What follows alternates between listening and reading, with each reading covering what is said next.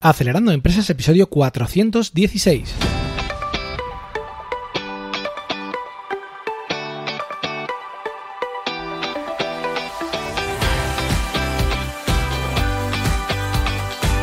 Buenos días amigos y bienvenidos a Acelerando Empresas, el podcast de lunes a viernes sobre las técnicas que aplicamos en las aceleradoras de empresas para ayudarte a conseguir el éxito en tus negocios.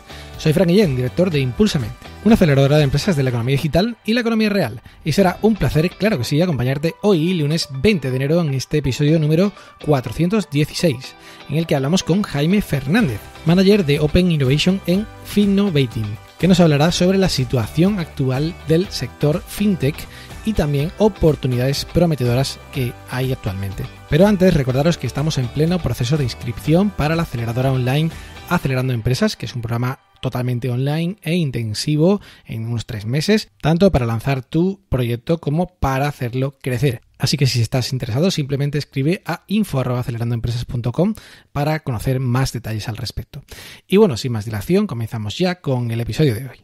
Jaime Fernández es manager de Open Innovation en Finnovating. Cuenta con 4 años de experiencia en el sector fintech y banca digital, habiendo liderado procesos de integración de innovación en grandes entidades del sector financiero de primer nivel, mediante la colaboración o inversión en startups. Anteriormente ha trabajado en Fintech Ventures, uno de los principales vehículos de inversión en startups fintech en España, y ha sido mentor y advisor de distintas startups fintech. A nivel formativo de académico, Jaime es graduado en Economía y Finanzas y cuenta con un máster en Big Data. Y hoy viene a hablar con nosotros al podcast para contarnos la situación actual del FinTech en España, en el mundo, y también un poco cómo se está moviendo la inversión en este sector. Así que bueno, vamos a darle la bienvenida ya. Buenos días, Jaime, ¿cómo estás? Muy buenas, Fran.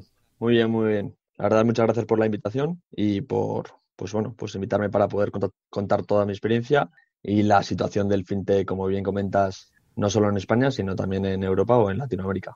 Fantástico. Bueno, un placer tenerte, Jaime, y gracias por tus comentarios, porque yo creo que puede ser algo muy interesante que nos cuentes. Ahora, si quieres, empezamos un poco del principio, es decir, cómo entras tú en el mundo fintech y también en los temas relacionados con el fintech. Genial. Pues, a ver, un poco echando la vista atrás, yo empiezo en el fintech, pues alrededor del año 2016. Yo había estudiado Economía y Finanzas y me empiezo a interesar por la tecnología tras leer un poco algunos libros, uno de ellos que me llamó sobre todo la atención, que se llama Exponential Organizations, de la Singularity University, que cuenta un poco cómo se va a transformar el mundo, ¿no? Cómo se está transformando, cómo están creándose las nuevas compañías y cómo las nuevas compañías se tienen que adaptar para no desaparecer, ¿no? Bueno, y claros casos de éxito han sido pues el tema de Uber, el tema de Facebook, el tema de Netflix, ¿no? Que han ido pues sustituyendo a los competidores o a los players tradicionales gracias a la tecnología.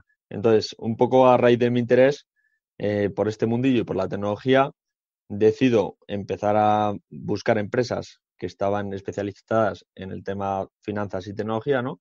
Gracias a mi background o a mis estudios en finanzas, y decido pues empezar a mirar empresas referentes en el sector, ¿no?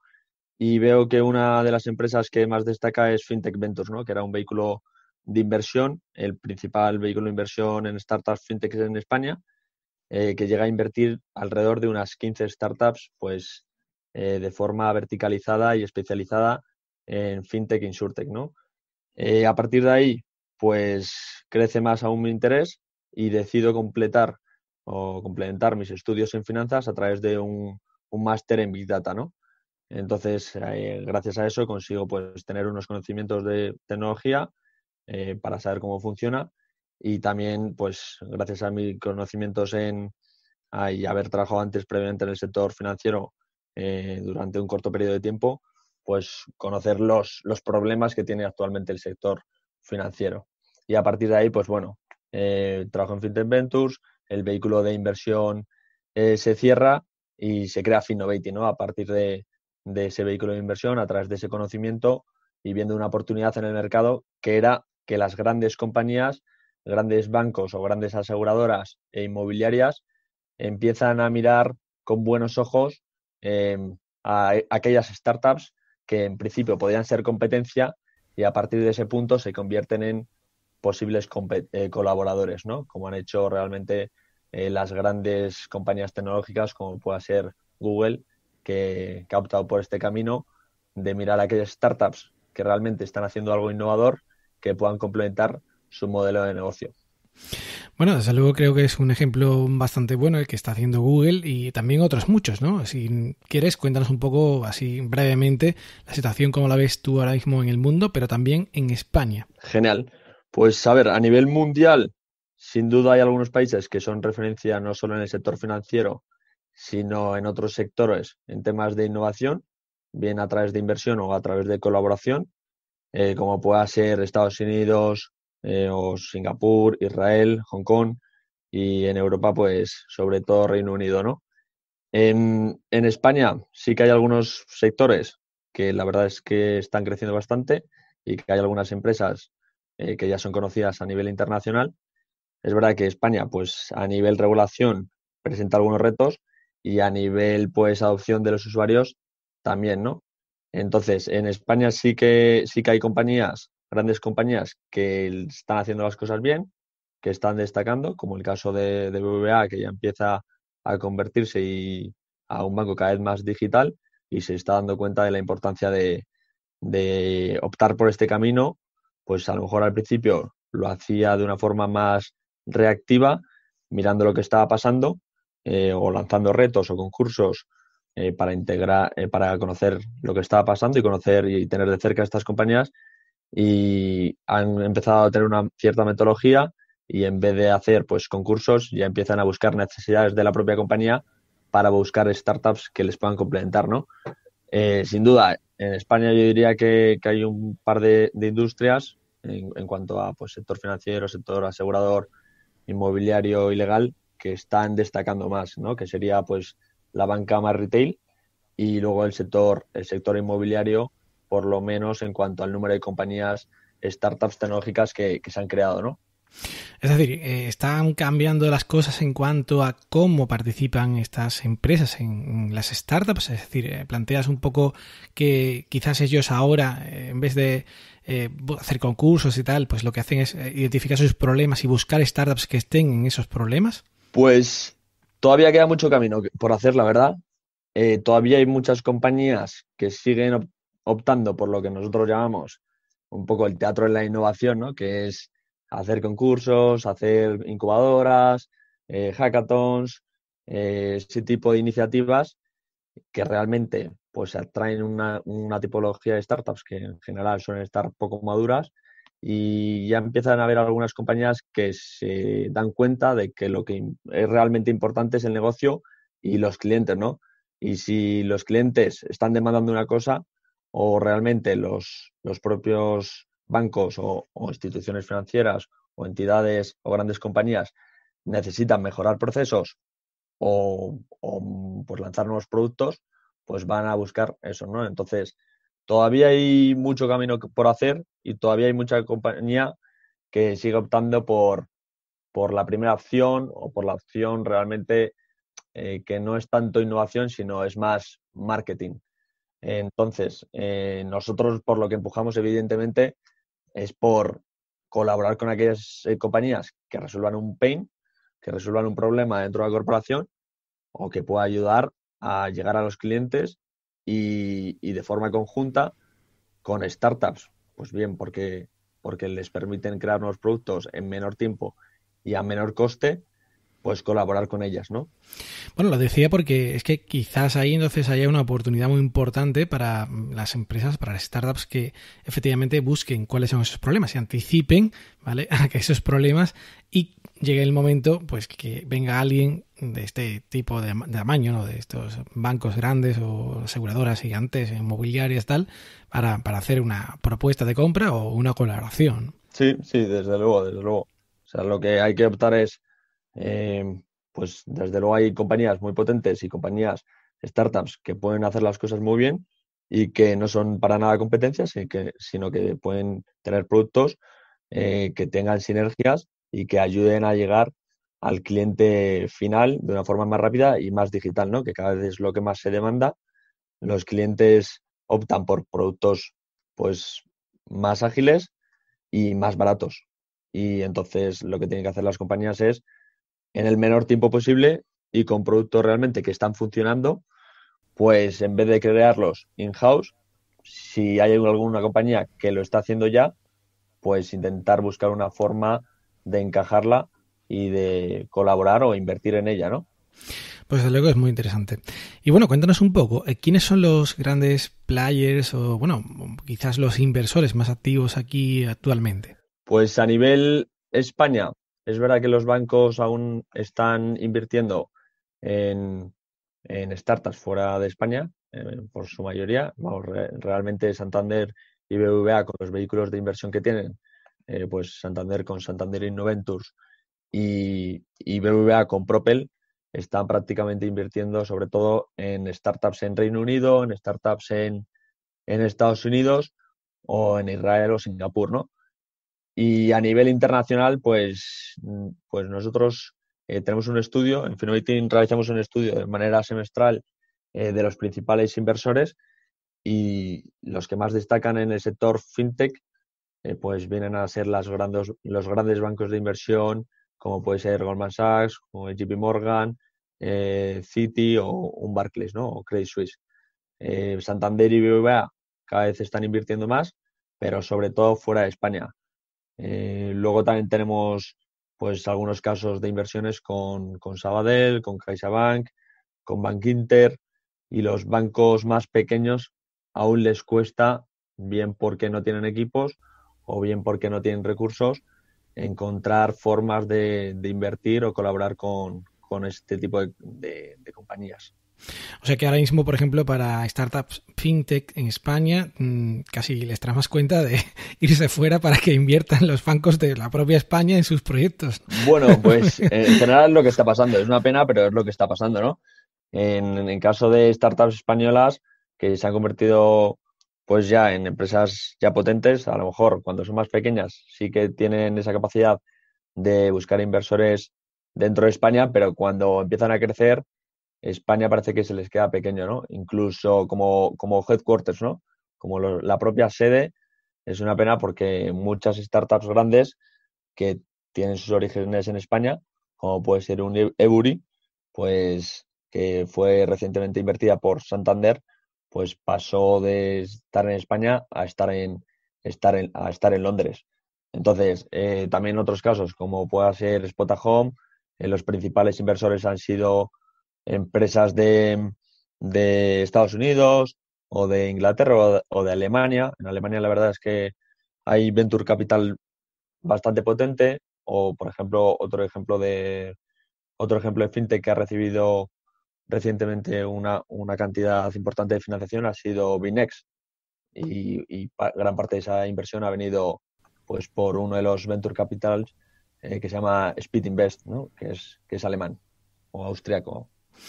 Sí, bueno, el otro día precisamente entrevistamos a Cristina Vila de Cledara, que es española, pero está basada en Londres, tiene la sede de su compañía en Londres y ha sido precisamente invertida hace poco por un vehículo en el que participa BBVA, ¿no? Sí, Es una startup de fintech también, ¿no? O sea, es algo que ya parece que es lo habitual, ¿no? Es lo estándar. sí. Aunque sí que es verdad que hay inversores activos, business angels aquí en España, que invierten en fintech, pero cuando estamos hablando ya de cantidades superiores, ¿no? Hay que dar el salto hasta ahora. Eso es lo que está pasando. Y bueno, realmente yo creo que poco a poco los inversores que han estado invirtiendo pues en los países que hemos comentado, ¿no? Que realmente es también donde hay en general más startups, van a empezar a poner el foco en compañías que estén bien en el sur de Europa, en España, Portugal o Italia, o bien en Latinoamérica, ¿no?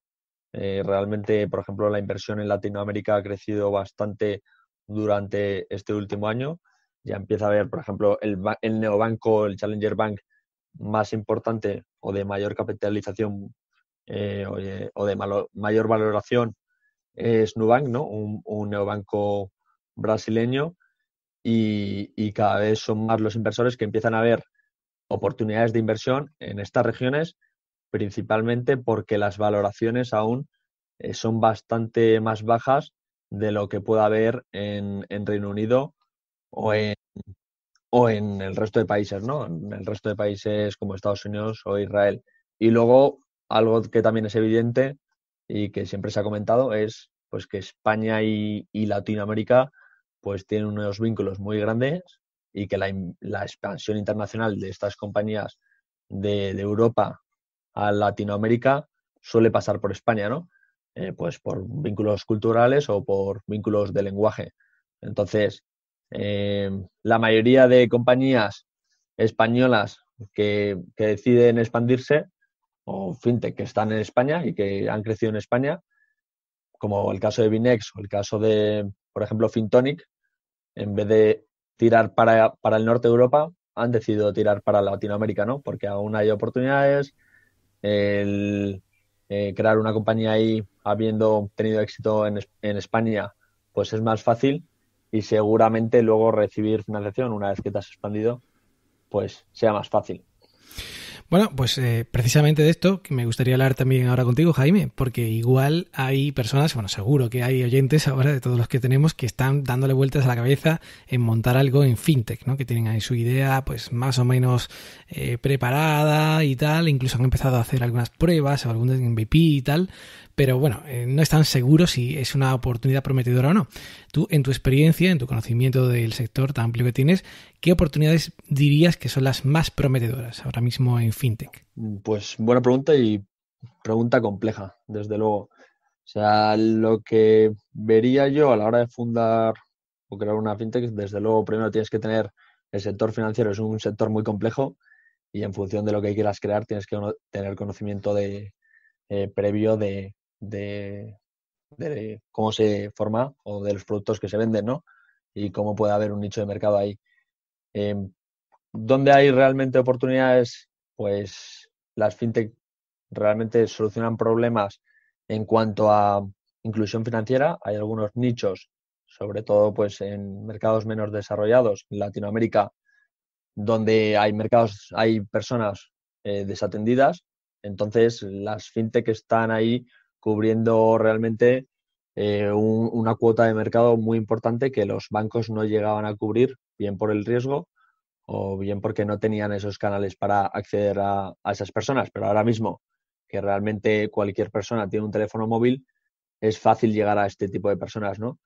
En cuanto a algunos productos, pues a nivel de tendencias, todo lo que sea datos para credit scoring, para eh, pues personalización de productos con las nuevas iniciativas de Open Banking a nivel europeo, a nivel internacional, Australia, Reino Unido, tienen un mercado bastante importante. Los datos cada vez se valoran más y luego por otro lado, pues en tema de pagos invisibles, para mejorar la experiencia del cliente, ¿no? Y luego también es importante destacar que al final FinTech como tal no es algo que ataque únicamente al sector financiero, ¿no? También ataca a otro tipo de sectores, como pueda ser el sector inmobiliario, el sector de los viajes, con tema de cambio de divisas, u otros sectores que al final también puede haber oportunidades para mejorar la experiencia del cliente, pues como he comentado, pues a lo mejor a la hora de ir de viaje, en temas de cambio de divisas, en tema de retirada de efectivo en cajeros, en tema de pues planear el propio viaje y saber cuánto te va a poder costar, o por ejemplo temas de devolución del IVA para clientes extracomunitarios o residentes fuera de la Unión Europea, ¿no? Y luego, pues en tema de pagos en el sector del retail, pues cada vez está habiendo más iniciativas en ese sentido. Y bueno, para terminar, Jaime, pues ¿qué problema dirías tú que es el mayor al que se enfrentan las startups? Evidentemente, ya hemos hablado de que la inversión todavía tiene que seguir creciendo, ¿no? Pero aparte de la inversión, ¿no? ¿Cuál sería, digamos, el mayor hándicap que tú ves ahora mismo para estos emprendedores? Pues en general, a ver, la inversión es un problema, pero tampoco es algo que las startups deberían enfocarse única y exclusivamente en temas de buscar inversión. Es verdad que al final si eres una startup B2C y tu objetivo es crecer a base de capital y te quieres expandir lo más rápido posible, vas a necesitar pues apoyo de un pulmón financiero para poder expandirte, ¿no? A nivel grandes problemas, pues una inversión, otro talento y un tercero que también es importante, la regulación. Entonces, aquellos países que opten por una regulación más flexible o que ayuden a los emprendedores van a tener ventajas en este sentido, ¿no? Porque van a fomentar este tipo de empresas, van a permitir que a lo mejor ciertas iniciativas que podían suponer de primeras un riesgo o una incertidumbre en cuanto a cómo se están creando o a la regulación que no es clara, porque al final son iniciativas disruptivas, innovadoras, y que muchas veces la innovación va por delante de la regulación, ¿no? Aquellas economías o aquellos países que consigan tener una regulación favorable o crear entornos de prueba que permitan a las startups innovar, van a tener ventajas. Una clara iniciativa sería el tema del sandbox, ¿no? Sí. El sandbox financiero, que es algo que pues ya lleva varios años en Inglaterra, en Reino Unido, que al final es un entorno de pruebas donde startups que no tienen una regulación clara, es decir, que no hay un paraguas regulatorio que diga si esas startups son legales o ilegales, o startups, por otro lado, que tengan una regulación muy restrictiva y que no puedan llegar a ofrecer esos servicios porque no cumplen con el mínimo legal, pues si prueban bajo un entorno cerrado, ¿no? Bajo una caja de arena, bajo un sandbox, que realmente no supone ningún riesgo y por el contrario suponen a lo mejor un beneficio para el mercado, para el regulador o para